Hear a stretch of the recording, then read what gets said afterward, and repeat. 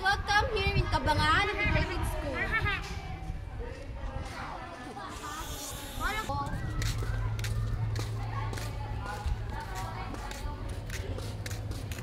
Hali mo nga, pasok po.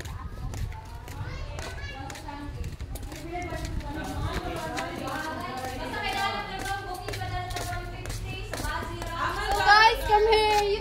You can see naman ang ganda ng paaralan dito sa Cabangan Integrated School.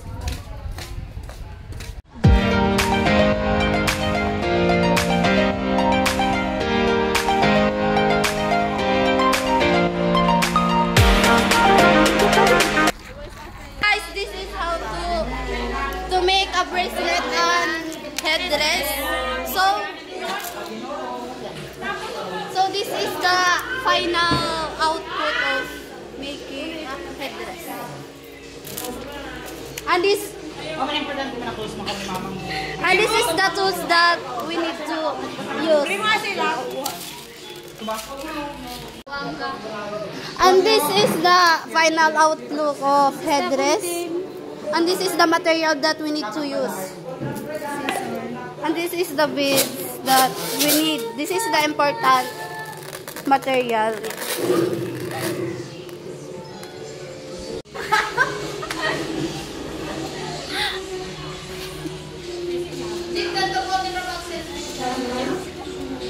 Hi guys, so ito na po yung nagawa kong rattan basket. Nagagamit po ito sa mga bukid-bukid. Tignan nyo doon. Nasa bukid po kasi kami, kaya ito nagagawa namin. Magagamit rin natin. At ito yung mga kasamahan ko guys. Tignan nyo yung gawa. Oh, ayun po guys yung nagawa namin. Sobrang ganda po.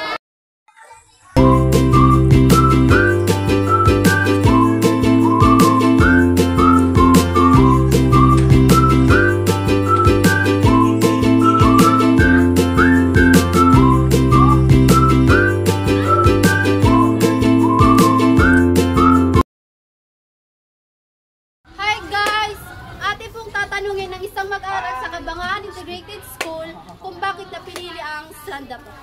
Bakit mo napili ang strand na TVL sa Cabangan?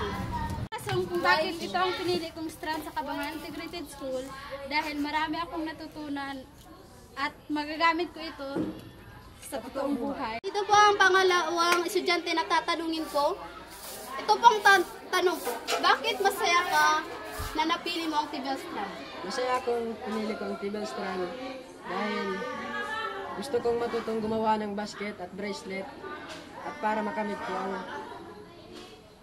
pangarap ko sa buhay. Behind the scene.